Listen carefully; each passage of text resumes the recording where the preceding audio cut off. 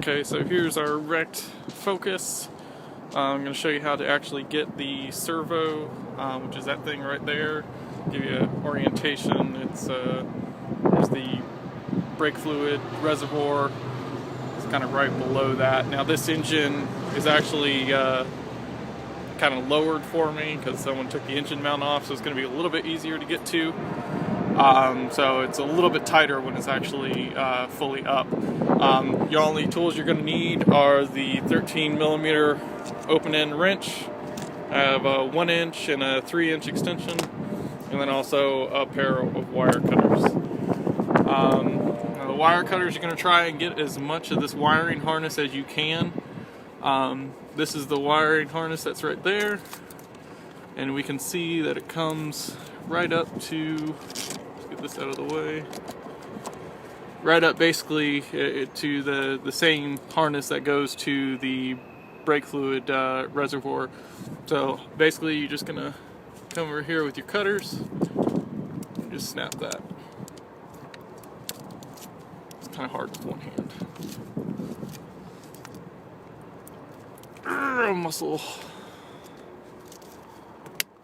Try to do a little bit at a time. There we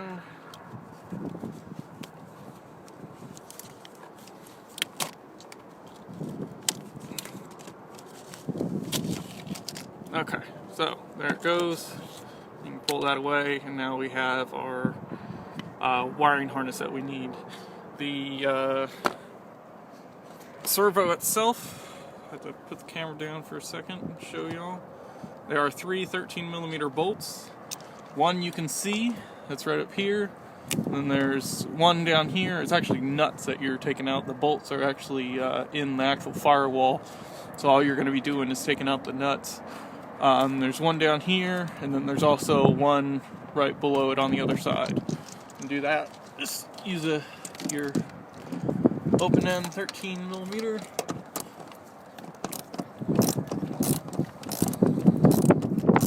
I recommend the open-end. The standard socket is not going to fit over it because there's too much of the bolt exposed. So you're going to have to actually use either an open end or a deep well. A deep well, I'm not sure how much an extension that you would need. And, when you're doing this, you want to make sure that you also keep the bolts, or the nuts, because you're going to need them when you put them on your car.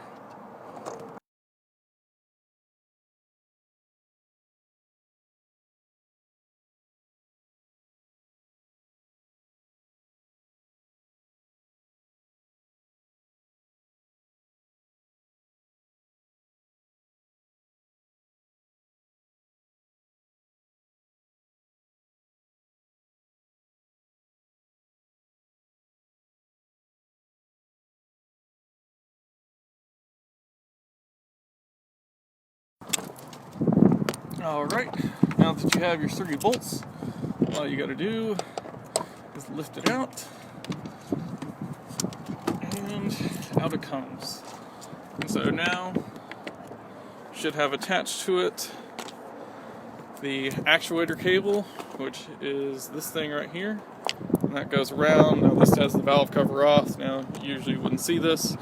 It goes to right here, and this one's actually damaged, so you really wouldn't want this one anyway. You can kind of see where the cable itself is all frayed and bad.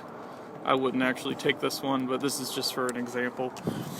And then you're also going to have your wiring harness attached to it.